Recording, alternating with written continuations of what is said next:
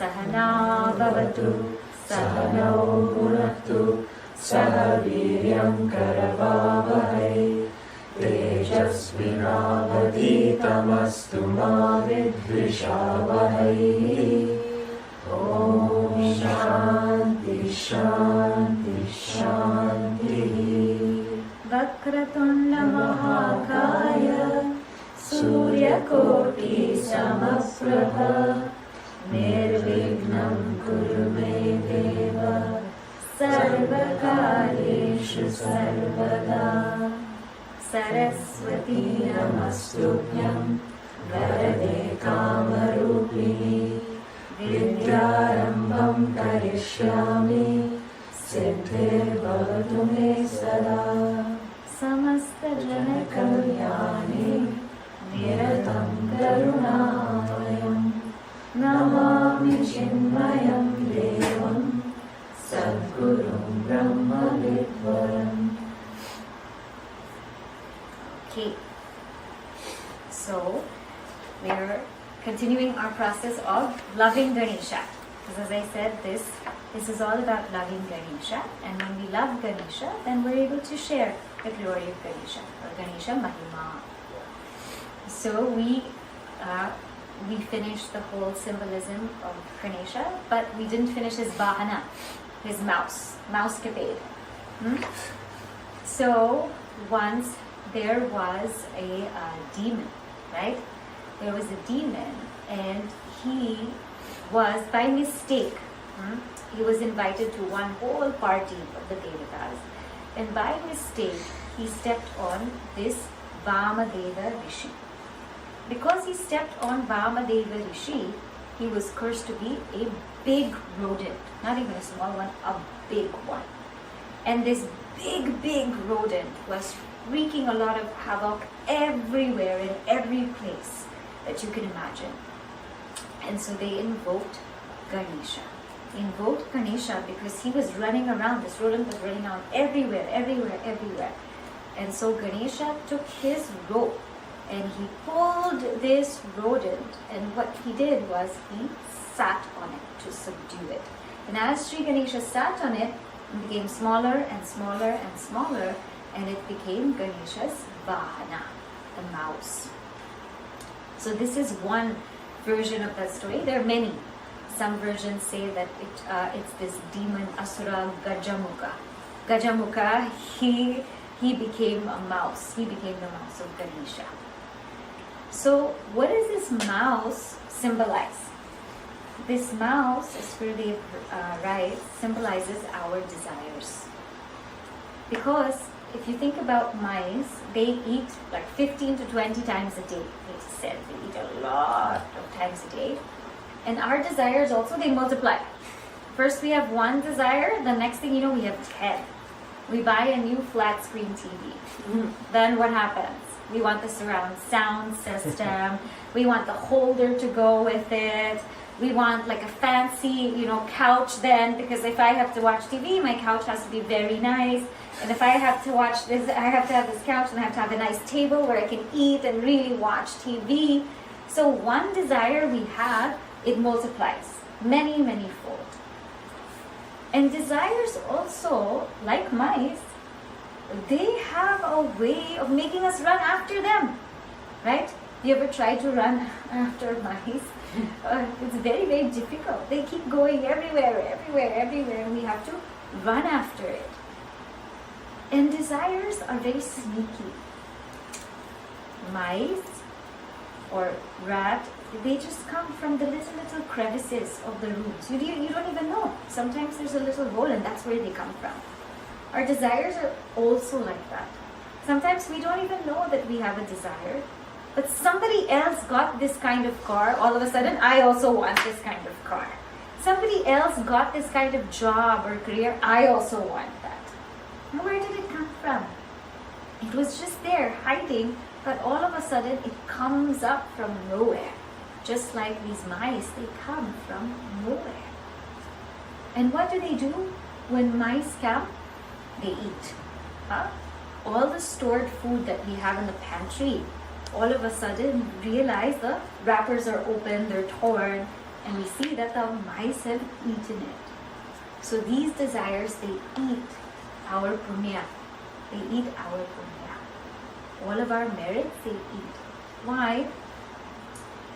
What happens when we have a worldly desire? The worldly desires. We're walking on the spiritual path. We get some worldly desire. Our path always changes. It just changes direction completely.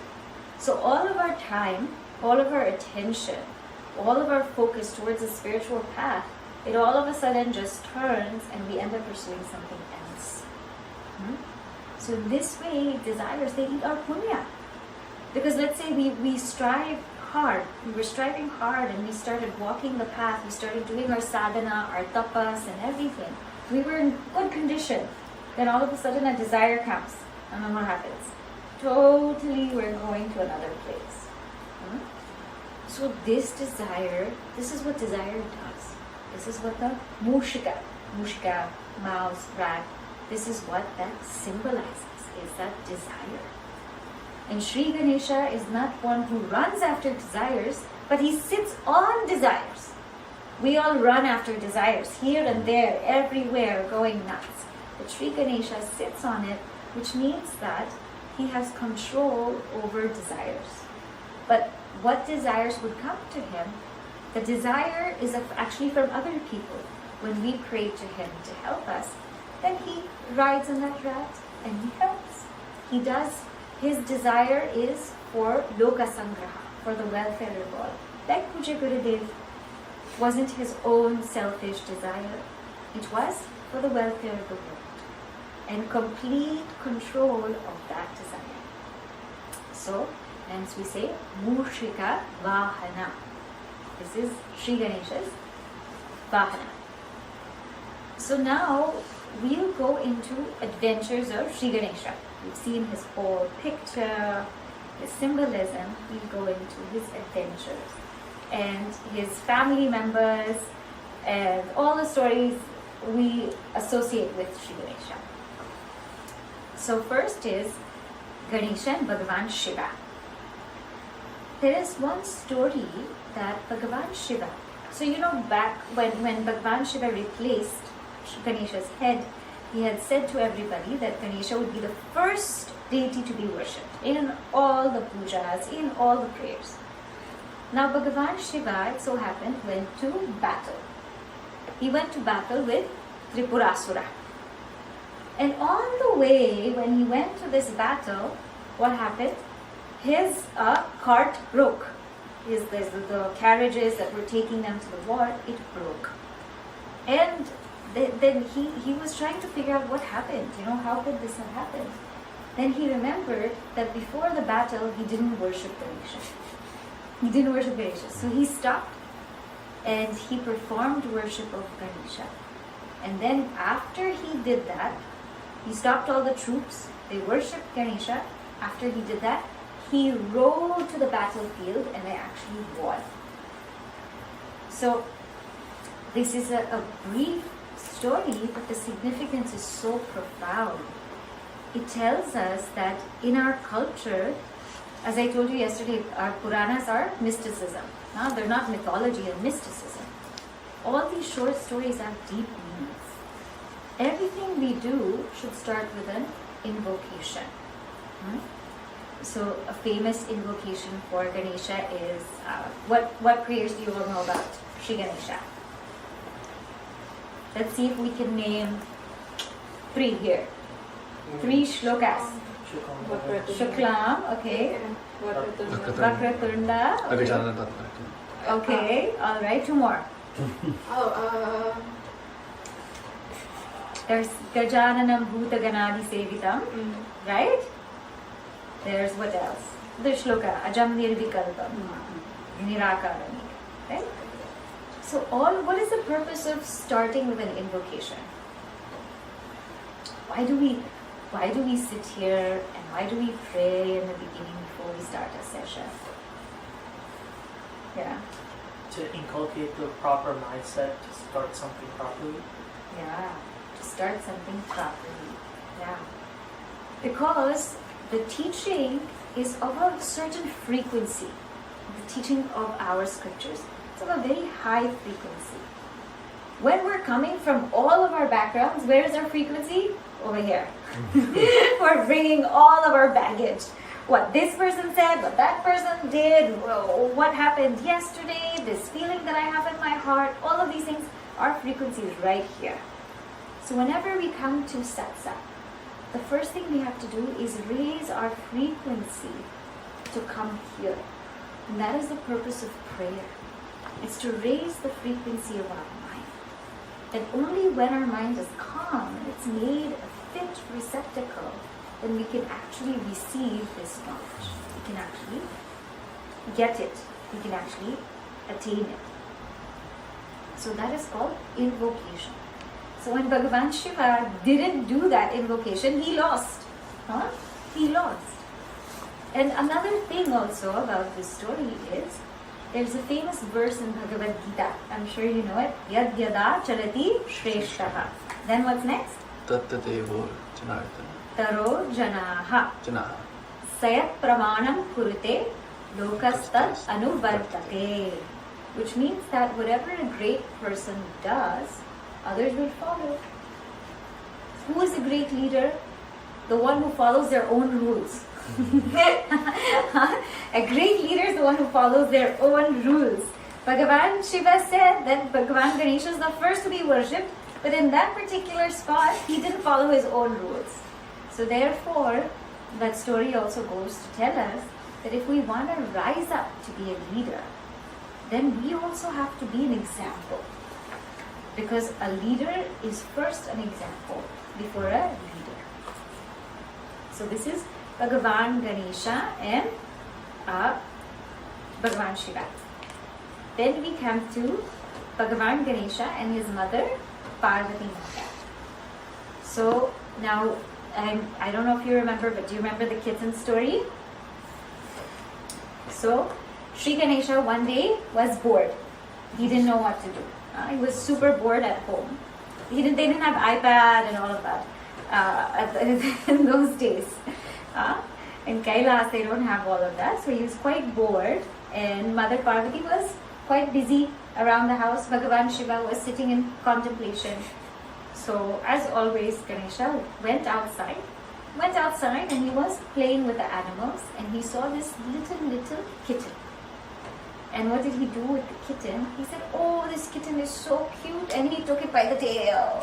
He took it by the tail and he grabbed it and he kept whirling it around. And the kitten is like screaming. He whirled it around and he rolled it in the mud. And he was like, "Oh, this is pretty cool." Ganesha was doing all of these things. And he was laughing at this. Because sometimes children, they do all kinds of silly things. They collect bugs and animals, they put them in a jar and they sit there and watch them. All silly things. And he had a laugh. Now what happened? He went back home. And Parvati Mata sitting there. What happened to her? Her face is full of scratches. She has all mud in her body. And Ganesha asks her, "Mata, what happened to you?" And she said, "You did it." He said, "What do you mean?" She said, "What did you do to the kitten there?" And he just fell silent. He said, "That was you." She said, "Yes, that is me." And he fell at her feet and he said, "I didn't realize that you are every single being. You are every single creature. And no more will I harm other creatures like that." Therefore, Ganesha learned his lesson that not to harm other people. Because in that there is also a devi. In that there is mata. And if you look at our culture, what's so beautiful is that we call so many things mata. Okay, now in this group, 8 things in our culture that are mata. Think of 8 things. Bhumi, Bhumi Devi, Bhumi Mata. 1. What else? Ganga. Ganga Mata, Ganga Maya, we say. Yeah. What else? Yashoda. Huh? Yashoda. Okay, Yashoda. Yeah. Okay, Yashoda Sure. Maya. Okay, what else? No googling, huh? Okay. What are scriptures called? Shastra, Shastra, Smriti, and Shruti, Shruti Mata. Okay, what else? Gita, I think someone said Gita? that. Yeah. Also go in the cow. Go Mata. Someone said that, I think. What else? What is language called? Bhasha, What kind of bhasha? Matra bhasha. Right? What else? What's our country called? Bharat Mata, Bharat Mata. Huh? So many things. And when a book is on the floor and somebody steps on it, what do you say? Who is that Mata? Saraswati. So in and through our culture, even in our language, everything is mother. Everything is mother. Saraswati is Mata. Ganga is Mata. When you take a dip in Ganga, what do you have to do? Before your feet touches her, your hands have to touch her. To seek permission, take pranam, and then only you go in. Our books, we do puja. Shruti, we keep in such a beautiful place in our homes. We don't just keep it lying around. Matrabhasha, we take so much care of our language, passing it on. Bharat Mata, there's an actual temple for Bharat Mata. In Gujarat, there's an actual temple for Bharat Mata. So what Devi Parvati is trying to teach Ganesha is that Mata, that oneness is in every single being. And what we do to others, we also do in essence to ourselves. So this is Bhagavan, Ganesha and Mother Parvati. Then next is Kartikeya, Muruga, right? Shanmuga. So you all know the story? Yes? Now there's different versions, so I'll tell you this one version.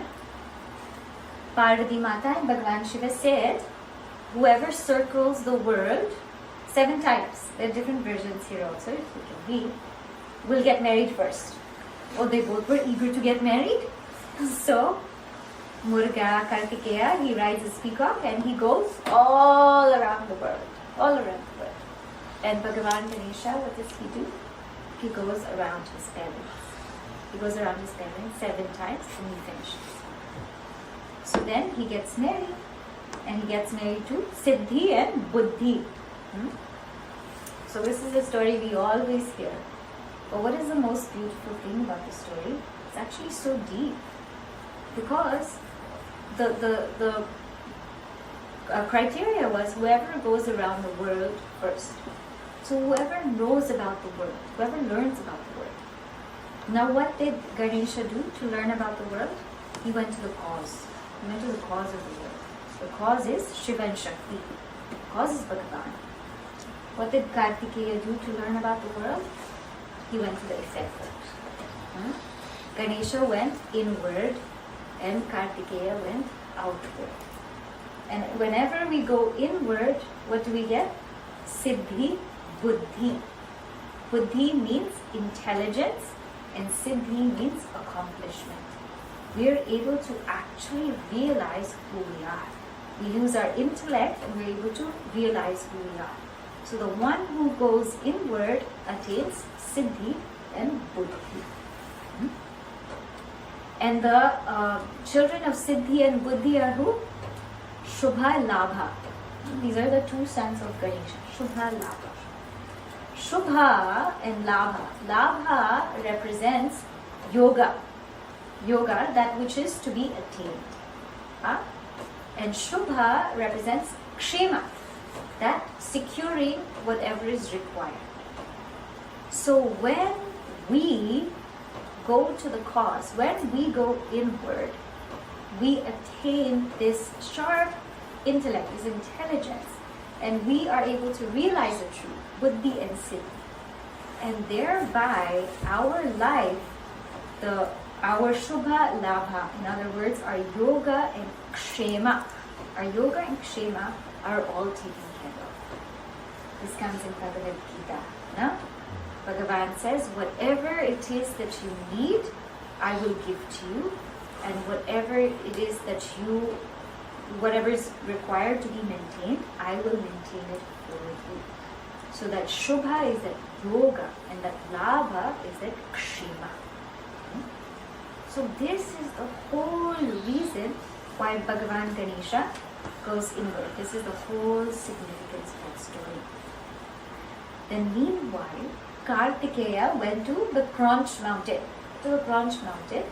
and Shiva and Parvati wanted to call him back. So the day that they saw him, that is called Kartika Purnima, and that's what we celebrate also. And he was going to come back, but all of the rishis, he was surrounded by rishis and sages and saints, and they wanted him to stay there. So he stayed only that mountain. So this was Ganesha and his brother Ganesha and his family. Now, so what else about Ganesha? There is now the story of Ganesha and Kubera. Now this story you all know, right? Yes? So what is the symbolism of this story? So the story in short, I'll tell you in short form because you already know the story. Ganesha, Bhagavan Shiva was invited to eat at Kubera's house. And so he gets the invitation and he says, I can't come, but I'm sending Ganesha. Because Bhagavan Shiva knows that Kubera is just flaunting his pride. He's just, telling everybody that, oh, I'm so great, I'm so wonderful, I have this new house, 5-story house with a pool in the backyard and everything, and he wants to show it off to everybody. Bhagavan Shiva knows. So he says, I'll send Ganesha. And Ganesha goes, and Kubera prepares a huge feast, and Ganesha eats everything. He eats everything. He's not satisfied. He even eats all the utensils. He eats all the tables, all the chairs. He eats everything. And Kubera is so worried what to do. So he goes to Bhagavan Shiva. Bhagavan Shiva gives him some puffed rice and says, feed him this. And so Kubera feeds that to him, and Ganesha becomes full. Now what is the meaning of this story? The meaning of this story is, we will never be content with seeking from the external. So what Kubera is trying to provide him, Kubera is trying to provide him so many different kinds of food, so many delicacies, so many things. But he's only satisfied with puffed rice. This puffed rice represents our roasted vasanas, which happen upon the realization of truth. When we realize the truth, then we become full. Just think about it. Our whole life we're searching for happiness. Yes? We're searching for happiness. We're searching for, to be happy, to gain that peace, to gain that fulfillment. And if that's our quest, that's wonderful. But have we gotten it yet? No. But why are we still searching outside? How many years now we're searching happiness outside? So many years. 20, 30, 35, right? So many years we're searching happiness outside, and the search outside continues. It keeps continuing and continuing and continuing. And are we ever going to get full? No. We're just going to come back hungry. We're just going to come back hungry. And so that lack of fulfillment, that's known as atripti. As long as we keep seeking the world to be full, we will come back empty. And there's nothing wrong engaging with the world. As I mentioned earlier in the talk, our relationships with beings, with people, with our experiences, they're there for us to evolve, but they're not there to give us permanent happiness. That's not what human relations are not made for that. Career is not made for that. Education is definitely not made for that. The only thing that will give us permanent happiness is the self, the attainment of the self.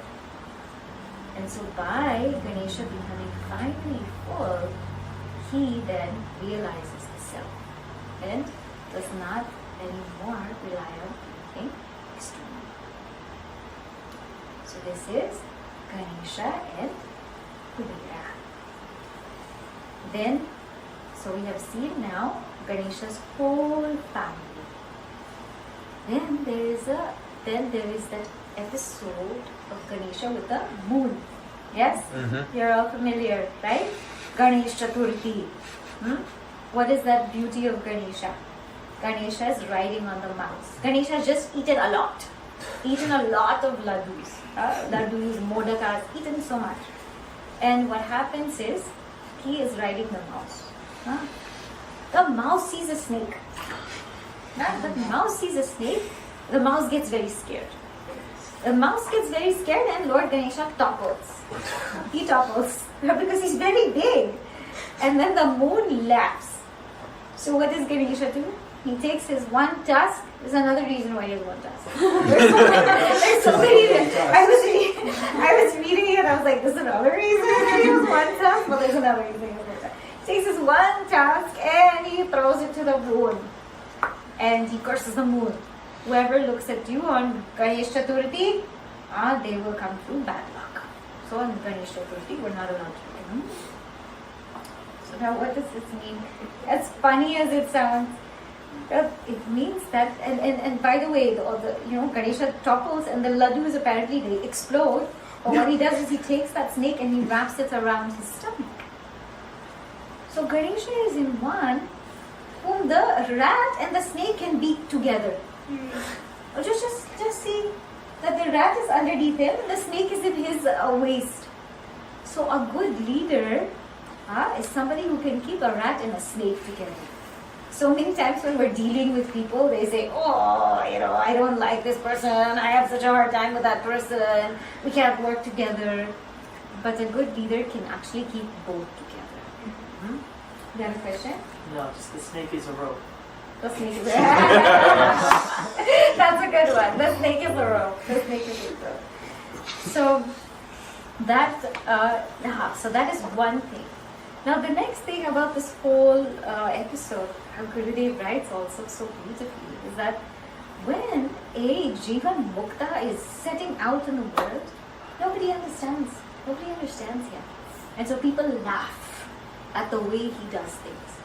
Like when Puja Gurudev came, he came and he started speaking in English.